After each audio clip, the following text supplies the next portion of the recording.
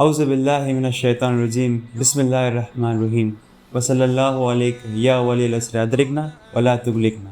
नाज़रीन सलामुन अलैकुમ।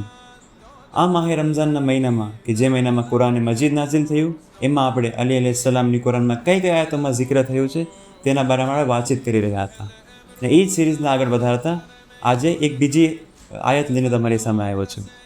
કુરાન મજીદમાં ફરમાવે છે કે બિસ્મિલ્લાહિર રહમાનિર રહીમ અમ્મા યતસાઅલુન અનિન નબઈલ અઝીમ। તેઓ કઈ વિશે એકબીજાની સાથે સવાલ કરે છે તે મહાન ખબરના વિશે।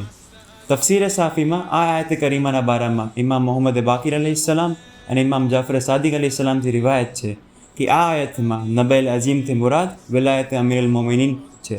આ વાતની પુષ્ટિ આ સૂરાના છેલ્લા ભાગમાં કે જેમાં કહે છે કે કાફીરો કયામતના દિવસે એમ આરઝુ કરતા હશે કે અમે લોકો આ નબઈલ અઝીમથી વંચિત રહી ગયા, એટલે કે અમે વિલાયત અમીરુલ મોમિનીનથી વંચિત રહી ગયા।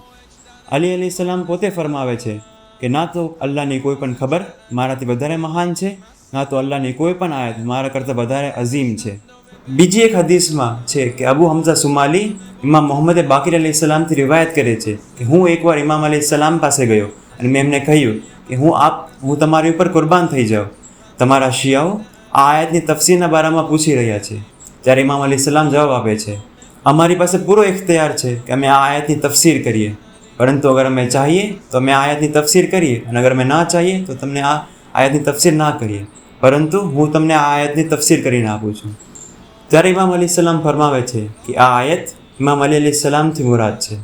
ઇમામ અલૈહિસ્સલામ પોતે ફરમાવતા હતા કે અલ્લાહની કોઈ આયત મારાથી વધારે મહાન નથી અને ના તો કોઈ મોટા ખબર મારા કરતાં વધારે મહાન છે। મારી વિલાયતને અગાઉની ઉમ્મતો સામે રજૂ કરવામાં આવી હતી અને તેને કબૂલ કરવાનો ઇનકાર કરી નાખ્યો હતો। પછી તે ઇમામ અલૈહિસ્સલામને પૂછે છે કે આ આયતનું તમે બારામાં શું કહેશો, કહો તે મોટા ખબર છે કે જેનાથી તમે મોઢું ફેરવી રહ્યા છો। ત્યારે ઇમામ અલૈહિસ્સલામ ફરમાવે છે કે અલ્લાહની કસમ આ મોટા ખબરથી મુરાદ હઝરત અમીરુલ મોમિનીન અલૈહિસ્સલામ છે। અંતમાં આપણે ખુદા પાસે દુઆ કરીએ કે આપણને અમીરુલ મોમિનીન અલૈહિસ્સલામની વિલાયતથી મનસૂબ રાખે અને આ ફાની દુનિયાથી જ્યારે આપણે કૂચ કરીએ ત્યારે આપણા એક હાથમાં અહેલે બેત અને એક હાથમાં કુરાન મજીદ હોય અને અલ્લાહ પાસે દુઆ કરીએ કે તે ઇમામનો ઝહૂર જલ્દી કરે અને આપણને તેના નાસિરોમાં શુમાર કરે। આમીન રબ્બલ આલમીન।